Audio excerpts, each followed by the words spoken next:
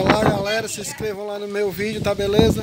Se inscreva lá, ativa o sininho. Eu tô aqui na casa do meu gerente chão, aqui é a mãe dele, velho. A moto que tá dizendo o que com a moto do teu filho aí agora? A motinha nova, Dorinha?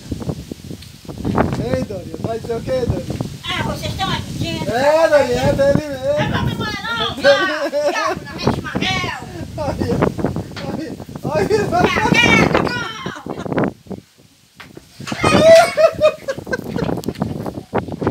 Água quente do cão. Tem o celular, mano, já veio. Mas que levar a cena do homem, claro. Aí, ó. Francisco, tira isso aí, ele vai pôr a voz. Ai, não. Vendo aí? E é o gerente Manel aqui, ó. O gerente Manel, chifre de remoio todinho aqui já, ó. Frescando aqui, ó. Não passou?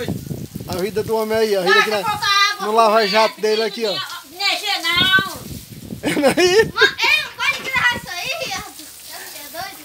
Que é o lava-jato dele, viu? O lava-jato dele aí, ó. Lava-jato. Melhor lava-jato da Lagoa da Almessa que é aqui, viu? Procura aqui o Manel. E aí, Dorinha, tu achou bonita a moto aqui, Dorinha?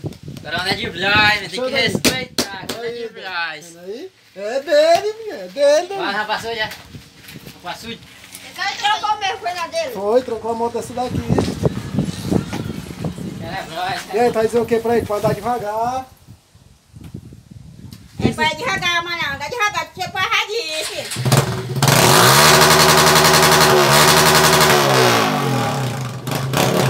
Vai dizer o que pra ele? Erradinho, filho.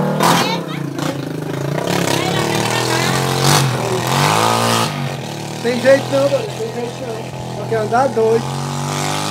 Viu? Cuida. Se inscreva aí, galera, no canal. Viu? Que essa tá só começando.